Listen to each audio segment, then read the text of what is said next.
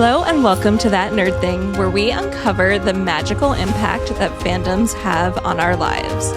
I'm Morgan, and today I have another guest that I'm very excited actually said yes to being on the podcast. She's the host of the Romance Unleashed podcast, but also the founder of the amazing Steamy Lit bookstore. Hi, Mel. Welcome to That Nerd Thing. Hi, thank you for having me. Yeah, I'm so excited. I remember I first learned about you and Steamy Lit from my own book club that I'm in. Someone was like, "Oh, you got to check out like this cool romance bookstore. It's in Deerfield. Like she's super big on TikTok and everything." And I was just like, "Oh, okay." And then I went there and I was like, "Oh my God, this is amazing. This is so cool." And I've just been obsessed ever since. Oh, that's awesome. Thank you so much. And I was so surprised that it was local to me. I'm like, "Wow, this is so cool. Like a local bookstore." We get that a lot from people like around the area. They're like, "We've never had anything like this." Yeah. Like, I know. It's awesome. It's awesome. And so you don't just have the bookstore, you also have the Steam box. And then, you started the podcast and then you just had Steamy Lit Con. Like you have so much cool stuff going on. Do you want to just like tell listeners a little bit maybe about like who you are and what you do? Yeah, so Steamy Lit is what I like to call a like romance literary collective that houses a lot of different things. So we have a subscription box, that the Steam box, and we pair romance books with vibrators. Essentially, it's a quarterly box. Then we have Steamy Lit the bookstore, and we also do a lot of special editions. We have Romance Unleashed the podcast. We have Steamy Lit Con, which is part of our nonprofit foundation, Steamy Lit Foundation, and Steamy Lit Con happens once a year. It just took place in Anaheim, and am I missing something? Maybe we have Swoony Lit, which is our YA book box, but that's kind of taken a breather this year because we're trying to figure out like what is the best way to reach that audience. And we've just launched Sav Apparel, which is like our apparel line. That's awesome. So when did you start all of this? Steamy Lit, I started 3.5 years ago. We'll be going on 4 next February. And it started with the Steam box, which was the quarterly subscription box. And just, it was kind of like a side thing. I was like, this like fills my cup essentially, and I gave it a go, and then it kind of took off from there. That's so cool. It's so cool. So are you ready to get into your like nerdy identity? Yeah, sure. What is the first thing that you remember being nerdy about or a fan of? Harry Potter. Yeah. I definitely went to midnight releases or like midnight movie showings. I remember being on like whatever website I could find that like gave you your house, and like there was like forums and chats like that. But I think a lot of it came from like a place of like wanting to escape, and that it gave me the escapism that I was like looking for. And I would become so like obsessed and kind of like entangled with like who they were. I wish they were like real people, but here we go. What is your favorite nerdy thing? Probably like getting lost within like a fandom, if that makes sense. I do it a lot, and it's why I don't read a lot of like fantasy, because once I'm hooked, I know that I'm going to be obsessed for a little bit, and so I like try not to read it too much. But when I do, if there's like 8 or 12 books, like please catch me not doing anything for a little bit. And I think that's my favorite part, like actually getting lost in the fandom. I love that, getting like immersed in the world. Yeah. What are some of your favorite fandoms?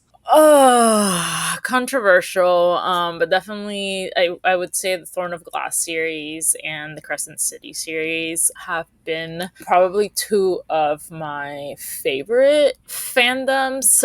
Also, the Legendborn, right now it's a duology, but a 3rd book is coming out, has been a fantastic one.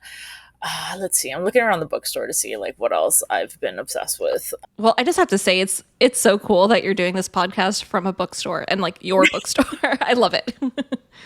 Thank you. There was this other one. It's like the Merlin series, and there's probably like 20 books in it. It's like an indie series. I found it like 2-3 years ago, and once I started it, it's based out of San Diego, and I used to live in San Diego, so I thought that was really cool. And it was this girl who goes into this like magical school. Basically, she finds out she has powers, but like in adulthood, and there's this like whole kind of like a society that like lives under this like magical world. What is it called? Let me look it up. But Okay. it's playful, and I actually haven't thought about it in a really long time. So thank you. Well, I'm excited to hear about it. It's called Harley Merlin by Bella Forrest. It's the Harley Merlin series, and it's Harley Merlin and the Secret Coven, basically. So yeah, it's like these covens.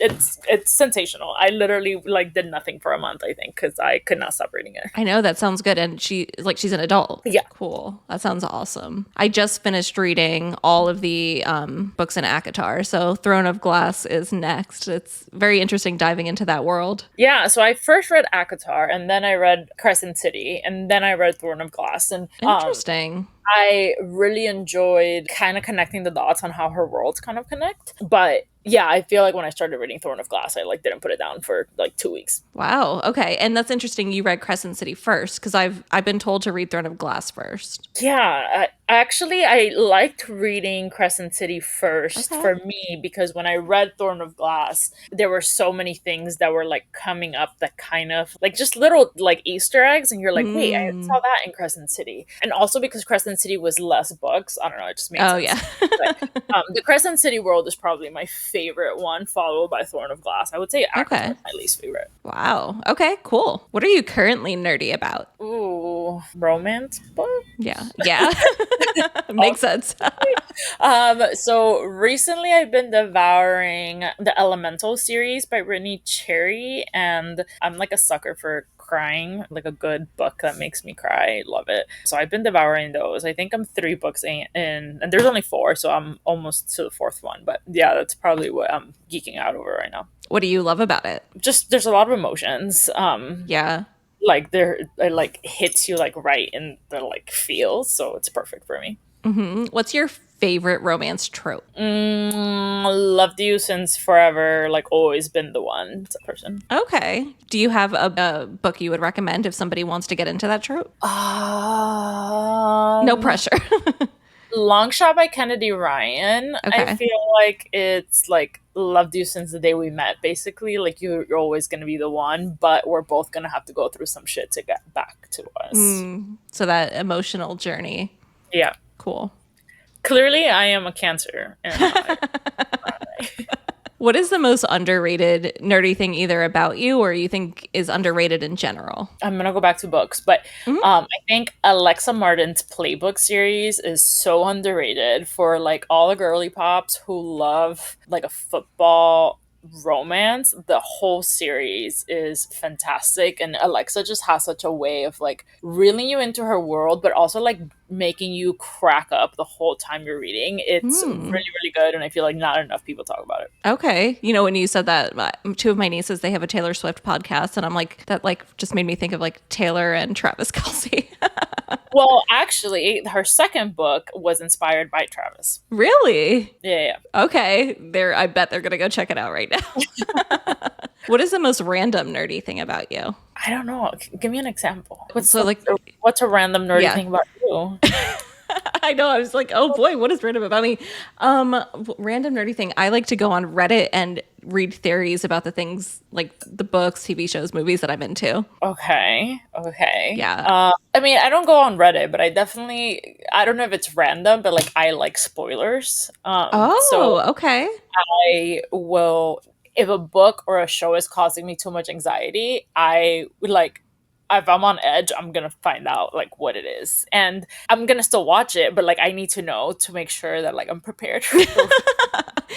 You know, that's so funny. I am somebody who does not like spoilers. I've always been that way. But right now I'm watching on Apple TV Dark Matter, and every episode is so tense. And I'm so tempted to just look up what happens. But I'm like, no, resist, because I love being shocked. There's one TV show that I just started watching on Apple TV, and it's like Presumed Innocent or something like that. Yeah, I've heard about And that. I had to look up who did it. So now that I know who did it, when I'm watching it, I'm like paying attention like more closely to maybe things I missed that I wouldn't have caught if I didn't know who it was. Wow. Yeah, I've heard that that's a good show, and people have been recommending it, and they recommend the book too. So let's talk about like your journey into like fandoms and reading and nerdiness because like did you ever imagine you would be doing what you're doing now? No, never. I was always like the probably the only person in like my friend group that really like read a lot or like got lost in books throughout high school. College, I had a few more friends, but I feel like in college, like we're always on the go. I don't feel like I spent a lot of time reading in college, and it never like owning a bookstore was never even part of like any kind of anything. I mean, get alone like the Steam box or anything I've done. I've always loved reading. Like reading has always been very much part of my identity, but like it was just that until I like realized I could do something with it. And I think that's the best part of like what my job is now. Like I was talking to someone earlier and I was like, it doesn't even feel like work because I love what I'm doing. Yeah, that's amazing. So before you started this, did you go viral on like TikTok or Instagram? Oh wow. So how did you start it? So you said you started with the Steam box, right? Yeah, I had so I was on Bookstagram Okay. before I started the box. And when I like really started diving into romance, I was like, huh, why don't we? But why doesn't somebody have like romance books, vibrator, like self-care type situation? And a friend of mine was like, well, if there isn't one, why don't you create it? And so that's kind of how it got started. Like I just started building the brand from there. I put it out to like my community on Bookstagram. And I think at the time, maybe I had like maybe 5,000, 6,000 followers of that. And yeah, the journey just, and I will say, like, I feel like there's no one as supportive as your internet friends. And there was never like any doubt in their mind that like this would be a thing. And I was just like, oh, I'm just starting like I was packing boxes from my kitchen. I mean, now I pack boxes from my garage, but like, like same sentiment, I guess, like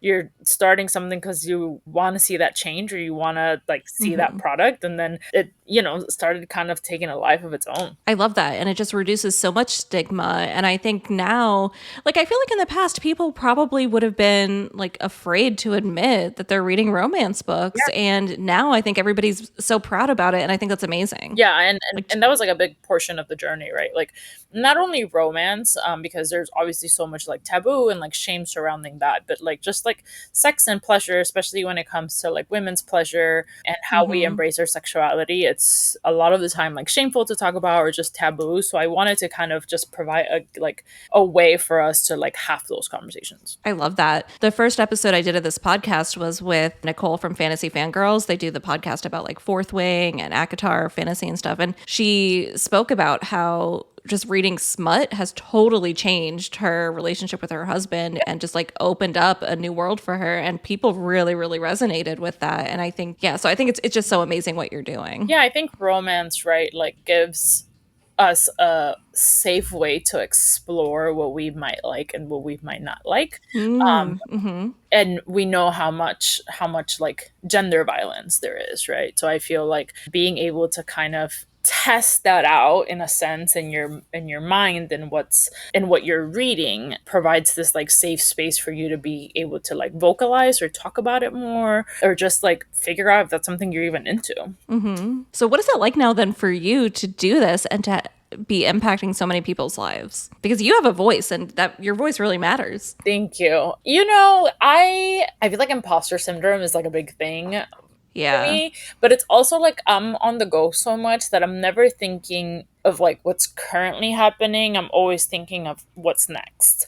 And that's not necessarily a great mindset to have I because get it. I totally get it. like a lot of people are like sit with what you've accomplished, like sit with what you're doing, sit with X, Y, and Z. And I do, but maybe not as long as I should or even too much because I'm like, okay, cool, now let's like how do we make this better, how do we do this differently, but it's taken me some time and I think it'll still take me some time because I feel like especially being newer in the space, right, like sure I've always been a reader, but the reader community anyway I feel like I haven't necessarily been a part of because reading can also be a very individual journey, right? I think it's a better journey for me now that I have found community and know all these people that read, but before that it was just me. So I think really like kind of honing in on what that means and what that looks like now is important, and just trying to make sure that when I do speak on things, or I do share things, that they are with the same mission of, you know, creating and amplifying spaces for authors of marginalized identities. Oh, that's so like what you're doing is just so cool. And you're getting to interview authors. Yeah. What is that like to be able to do that?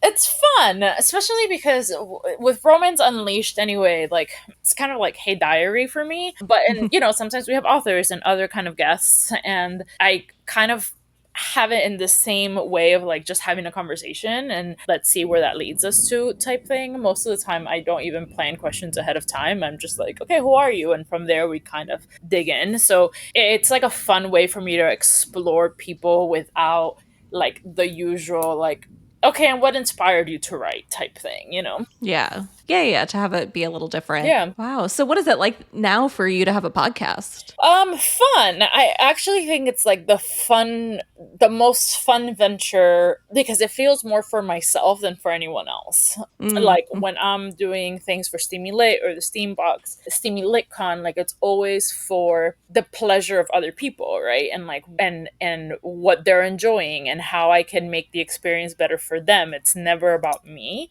Where with Romance Unleashed, it's mine. Like it's what I'm putting out, and it's for me. It's not for anyone else. If people listen, fantastic. I hope you do, and I hope that we have within that we can build community and like have a shared space to talk about, you know, dating and romance books and all of these things.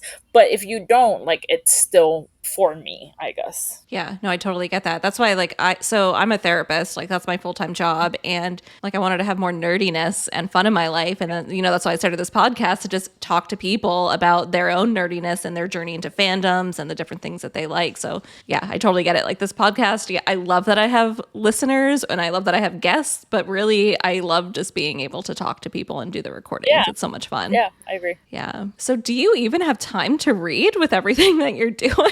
That's a great question. No, actually, this is probably the year that I have read the least ever, and I'm trying not to panic about it.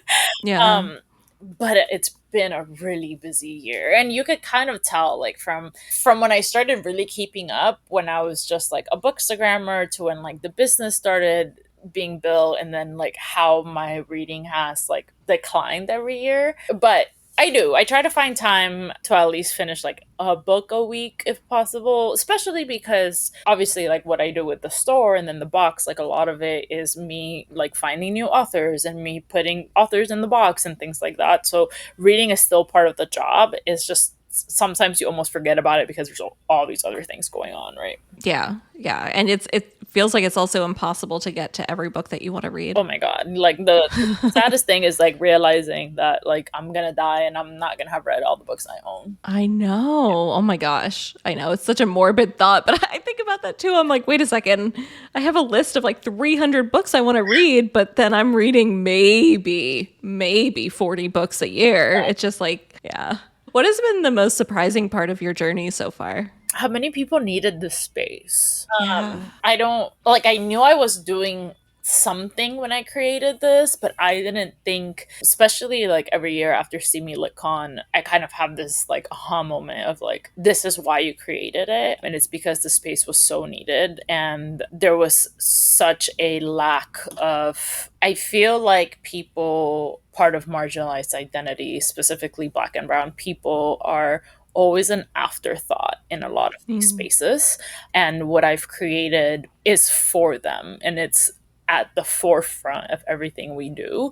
And I didn't realize how much of a difference that could make. Yeah, that's amazing. Have you connected with Alyssa, She Be Reading Them Books over on TikTok or Instagram? I don't think so. Okay, that's kind of like her mission too. And she's all about, I think she said 2024 is the year to diversify your bookshelf. And she's amazing. She just won an award, I think, for the AABMC. I don't remember exactly. So you might want to connect with her, maybe even have her, I'm planning for you. Like, I don't know, but she's great. She's somebody you might like. But yeah, so it's definitely been really impactful on people. And then for you to be able to see that and do that, it must be like so unreal at times. Yeah, I never sit with like what's happening. Well, you're sitting with it now. Yeah, until I absolutely have to, and I'm like, huh, yeah, that's a good point. How has reading changed your life? Reading has like saved my life, like Yeah. hands down. I think that I often go to a lot of dark spaces, and then just growing up, I moved from Peru to the United States when I was 10, and I feel like at that age there was also a lot of like just sadness in my life from like leaving the country and the people my family and like my friends and the language and the culture that I knew to a whole other country. And reading has always been this like safe space that like made space for me and like reminded me of all of the good things in life. So What would you recommend to people who like are maybe nervous about getting into like romance or smutty books but are curious? Like, do you have any suggestions? yeah, do I have suggestions? Absolutely. But I guess the first thing I would say is like sit with that for a minute and figure out like why you feel that way, right? Even like write it down and like think through like maybe what like society has taught us that maybe we need to unlearn. And then I would say pick up a Kennedy Ryan book. I think Before I Let Go by Kennedy Ryan is a great start, or The Kingmakers duology is a great start, because yes, while there is romance that is rom-coms and fluffy, there's also romance books that have darker themes. There are romance books that are a lot deeper. There are romance books that talk about social justice issues. There is something literally for everyone. You just have to figure out, you know, what your cup of tea is. Yeah, 100% agree with that. What does being a nerd mean to you? Being true to who I am, like not having, and I think that that's what I realized when I like stepped into the reader space and I like created a bookstagram and kind of connected with the community in that sense, because I felt like it was the first space where I didn't need to be anybody but myself. I didn't need to be what society wanted me to be. I didn't need to be like a cool girl. I didn't need to be, and no shade to cool girls. Like, I love y'all. Y'all are the best. But like, I could literally just be who I am most comfortable being. And yeah. Yeah. And I would, I kind of recommend like for people, go check out an indie bookstore near you. And if you're in South Florida, definitely go check out Steamy Lit. It was so cute. And I love, what is it? Where the books are wrapped and you don't have the title, but you just have like blind dates with a book.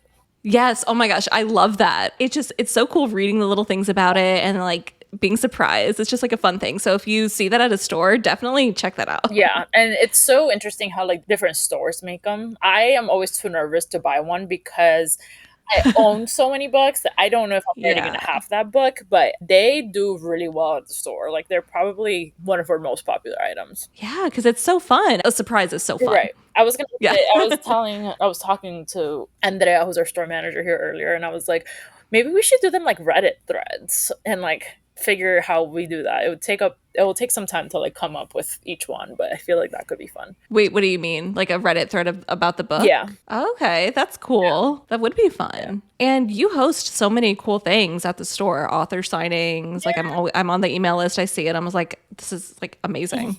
Yeah, and Romance Bookstore Day is coming up this Saturday, so we'll also have some like in-store signings and a panel at the end of the day and things like that. Awesome. Is there anything else about your journey that you either want to share or anything else you want to nerd out about?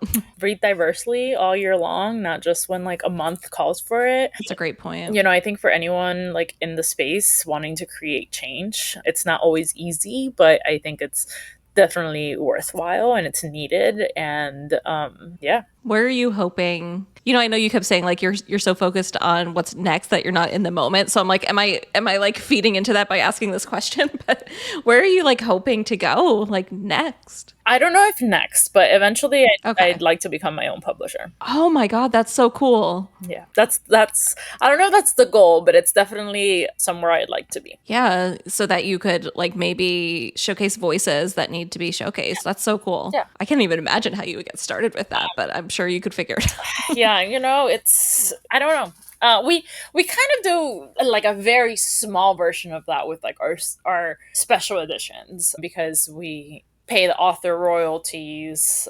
We like pay for all of the artwork. We print, not in house, but we print. So I guess part of that would be like just distributing, and then maybe like an advance for an author. But I don't know. I feel like that's still a long way from now. But that's that. The other thing is we're hoping to maybe open up a second store in like the Tampa area, but we're kind of working on that slowly. First, we're starting to do like a lot of pop-ups over there, and just like Yeah. what the market is like, and build a community over there, and kind of go from there. Cool. Oh man, so this is going to be a brand like all over the country with stores, right? I don't Maybe? know if all over the country. Okay.